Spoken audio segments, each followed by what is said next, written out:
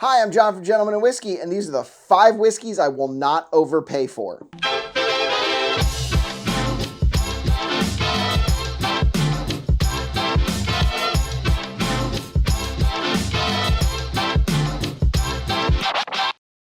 So we did the 5 whiskeys that I am willing to overpay for. This is the list of ones that I am not willing to overpay for. And there's a myriad of different reasons. If you have not watched the first video of the ones that I will overpay for, I go into a little bit more depth in terms of value. I think that there's overpricing both from the secondary market and from the brands themselves. So both of those things are going to play into this as well. The topic of whiskey value is hotly contested, and ultimately it is what someone is willing to pay for the whiskey. To me, these are ones that are either overpriced or the secondary market has driven them up, or in some cases, both of those things. Without further ado, we will get to our first whiskey. This one might hurt some people. I freely admit that. I know that the people who really like Elmer T are the ones who are staunchly for it. It seems like there's not a whole lot of middle ground. I don't even know that I like this one at MSRP, let alone the $200 to $300 that it is in the secondary market. This to me is a $40 bottle on a good day. I know that they're single barrels. I know that I've only had pours from 2 different bottles. This is one that I won in a lottery, so I did pay MSRP for it, and I would not do that again. I would take Blanton's over this. I even think on a good day, I would take Ancient Age over this, the 90 proof, or maybe not the 80 proof, but it's just, there's an old clip of Elmer T out there floating around in the internet of him talking about how he likes whiskey. And this is exactly that. And actually, he used to mix it with ginger ale was his preferred method. I will link that video below. I'll find it and I'll put it down there if you're curious of his thoughts. But to me, this is exactly that. It's smooth, and that's something that I generally don't like in a whiskey. I don't like easy drinking, flavorless things. So I know that there's multiple camps of people who like smooth, right? There are people who it doesn't burn like I'm expecting, but to me, smooth is not as much flavor as I want it to be. I get either side, and I know that there's arguments on both sides, but to me, smooth is generally a negative term, and that's why. This is smooth. So I wouldn't pay $40 for it. If you find it at MSRP and you have not tried it, definitely give it a try. If you want to try it at a bar, I would for sure, if you are into especially barrel-proof bourbon or, higher, bigger flavor stuff, even if you're into Blanton's, you might not like this. And it feels crazy to say that, but I think Blanton's and Elmer T are very different whiskeys. So that is number 1.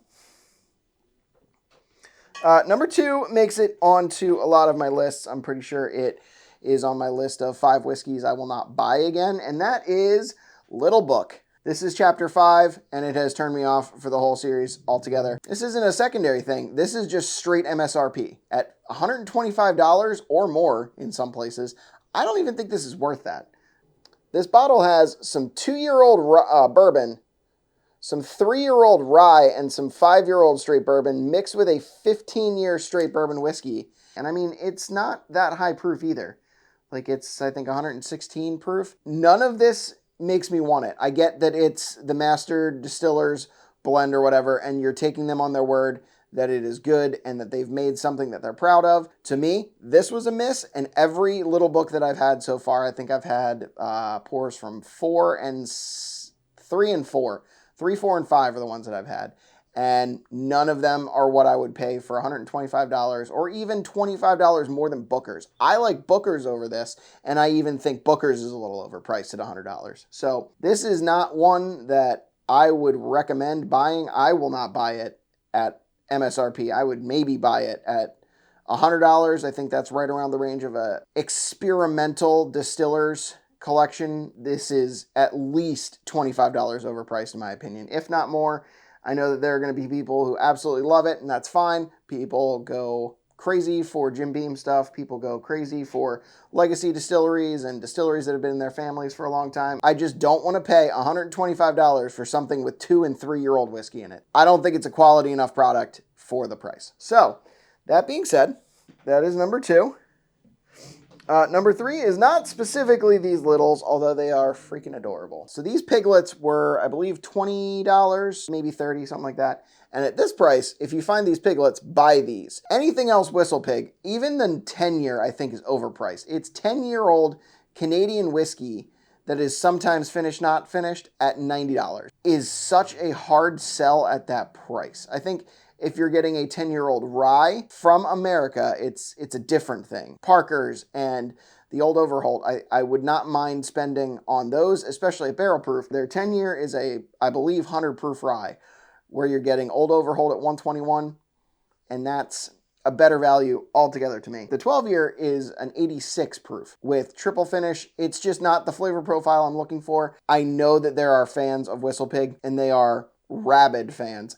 People that I know who like Whistle Pig love Whistle Pig, and that's great. It's just not for me. I don't think any of their higher end whiskeys, the 12, the 15, the Boss Hog, any of that is worth anywhere near what they're charging for it. I think it's massively overpriced, and I will not touch it. The only exception to Whistle Pig for me is the Alfa Romeo collaboration piggyback, and that is delicious, and that's because it's an absolutely weird finish. That bottle is $50. That, to me, for a 6-year-old rye with a absolutely bonkers finish, is fine. But this, the 10, the 12, the 15, and the Boss Hog, to me, are massively overpriced. I will not pay that for them.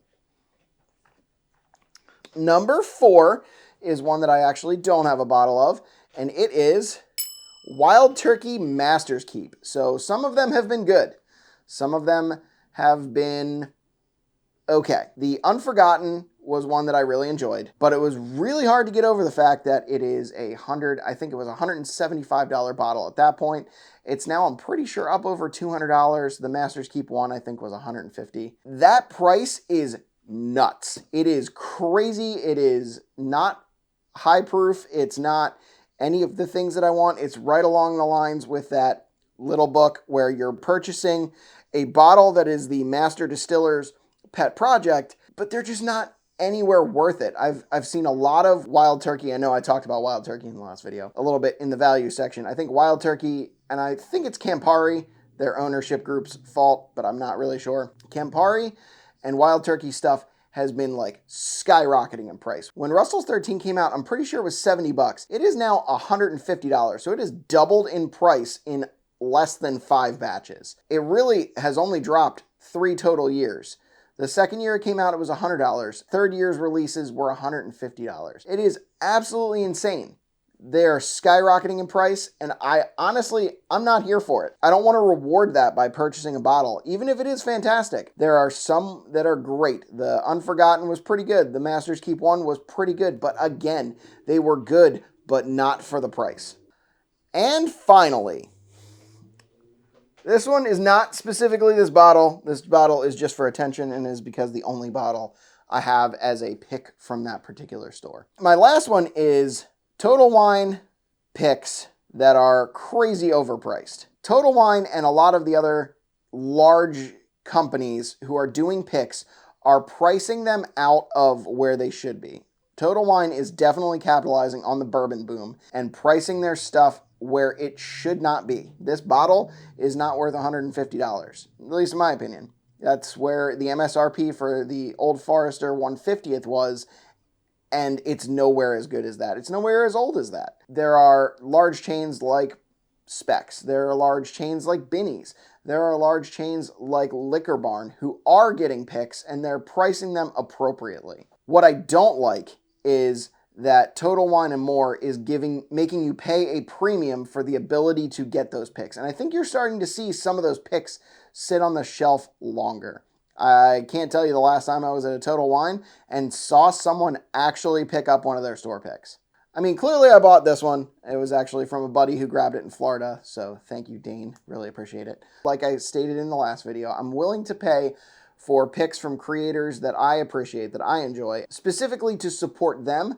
But when large chains are doing it, I'm out. When companies are overpricing their own whiskey, I'm out. In my opinion, the secondary market has blown this industry out of proportion, and it has caused companies like Total Wine, companies like Wild Turkey, companies like Whistle Pig to think that they can draw that amount of money at the retail side of things. And it's It's crazy. I would love to hear from you guys, from the community. I know that there's a lot out there. We had some good conversations on the bottles I would overpay for. There are going to be people who never buy anything at over MSRP, but I think, as I'm trying to point out in this video, I think even MSRP sometimes is overpriced. Do you think bottles like these are killing the market, or are you here for it? Do you appreciate that the companies are making their money and they're pushing their prices ever upward? I just want to start a conversation with you guys. I want to hear your thoughts. Tell me what bottles you are not willing to overpay for. Tell me what bottles you are willing to overpay for. Check out our other videos. Please like and comment on this video and subscribe if you haven't already. And we hope you'll join us in drinking like a gentleman. Cheers.